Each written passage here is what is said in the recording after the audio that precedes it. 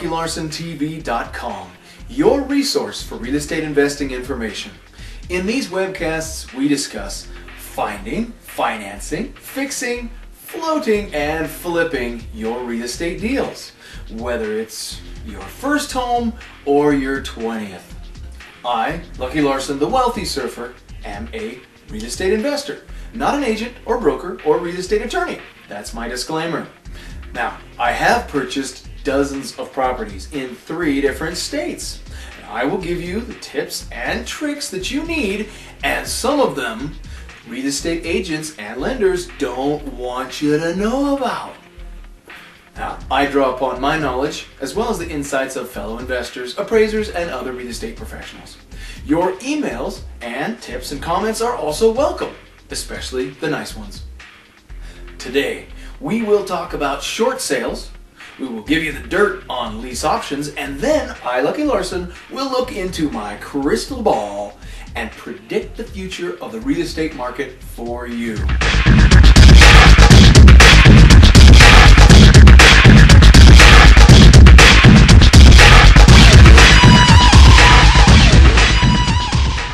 So first, short sales.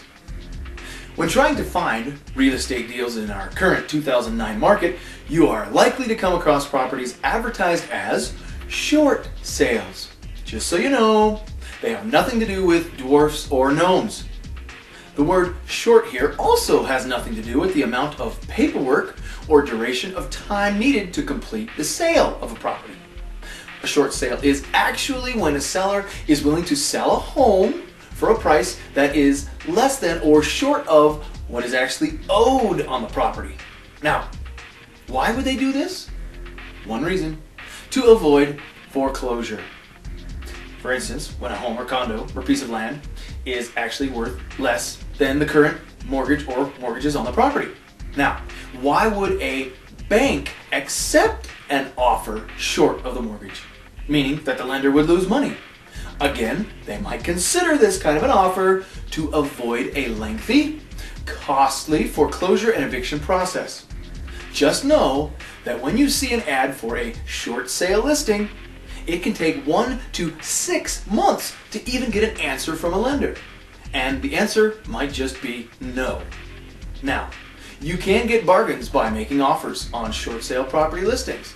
Just make sure that you're dealing with real estate agents who are experienced with dealing with lenders. Not just any Joe Schmo agent who says, "Yeah, I could sell you a house."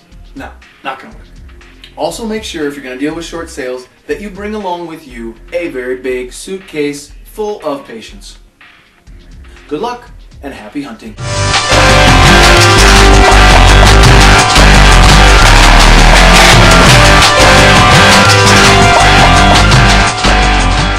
Next, I am often asked about creative ways to buy real estate, including lease options, also known as rent to own. I cannot possibly do this topic justice in a mere 3 minutes, but I will give you the basics. A lease option is when a potential buyer leases a home with a special contract giving the renter the option to buy the home, usually at a predetermined price, in a few months to a few years. A larger than usual deposit, like $3 to $5 grand, is customary, and often a portion of the monthly rent, maybe a couple $100, is applied to the eventual down payment, if at the end of the lease the option to purchase is exercised by the renter buyer. Now, this can be a great way to get into a home or to control a property at a locked-in price if you don't have a big down payment right at the moment. For sellers, this can really help them to sell a home if most potential buyers are unwilling or unable to get loans. Like right now. Now, I have purchased and sold properties in this way, and it has worked out as a great win-win for all parties. One thing to note: real estate agents and mortgage brokers will often discourage lease options because they, the agents and brokers, want to get paid right now. Hey, This is your money. It's your life. Do what's best for you. not your agent or broker, even if your agent is Uncle Ned or your favorite cousin Gertrude. Now, one note of caution.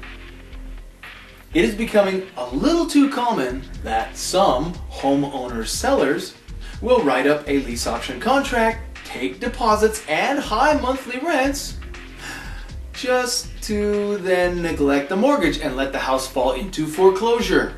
Then the hopeful buyer is evicted from the home with no deposit returned, and they are left pleading with an unsympathetic bank that won't honor the lease option contract. My friends, do not let this happen to you or your loved ones. Instead, if you are looking at a rent-to-own situation, stipulate in writing that the mortgage must be kept current and verified to you each month. And if a seller won't agree to this, they are hiding something. There might even be dead bodies buried under the house. Now, find another deal.